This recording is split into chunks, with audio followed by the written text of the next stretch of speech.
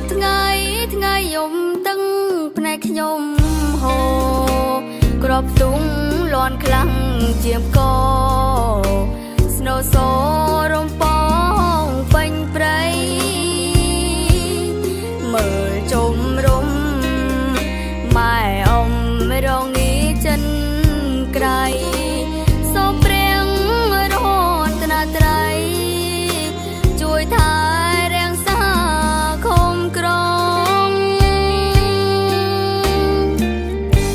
សង្គ្រាមមិនស្គាល់ពីងថាកងម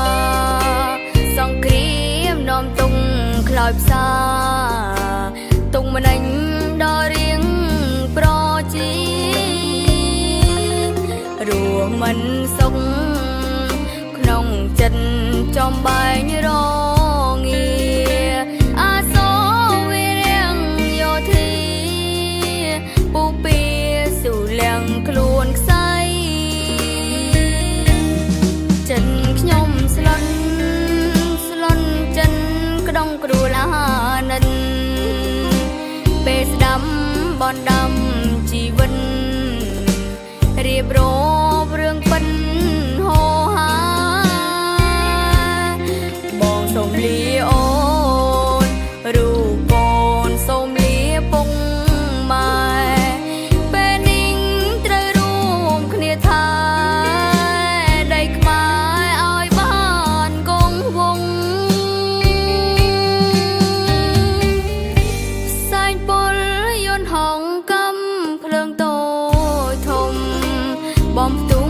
ក្រកក្បែរជុំរុំបំផ្លាញបំបាំងស្មារតីផ្ទាំងកំសត់នឹកមកចាំងឲ្យឆាំវិលវ័យភូមិស្រុកលែងហាស្ដីព្រោះតែចាថ្លៃឃ្លាតឆ្ងាយ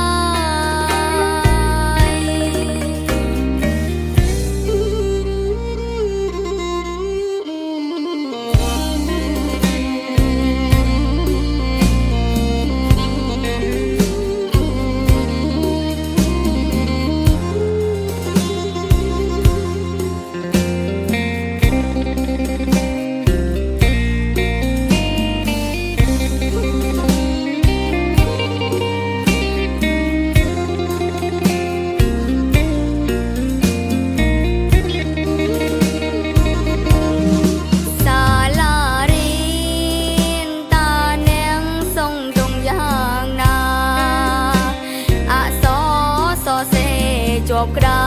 រថ្ងៃមួយខ្ញុំនឹងវិលវិញ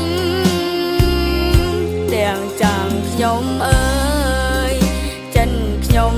មិនចង់ចាំងចេញព្រោះតែសង្គ្រាមបណ្ដេញខំថ្មិញស៊ូសងកូនចិនអរគុណកំឡុងសាមគ្គីខ្មែររួមដៃក្រុមទើងទីប្រមូលមហូបស្បៀងអាហារពួតដៃគ្នាអងអាចមិនខ្លាចមរណាលះបង់ក្តីសុំអាត្មាប្រាថ្នាជាតិខ្មែរសន្តិភាព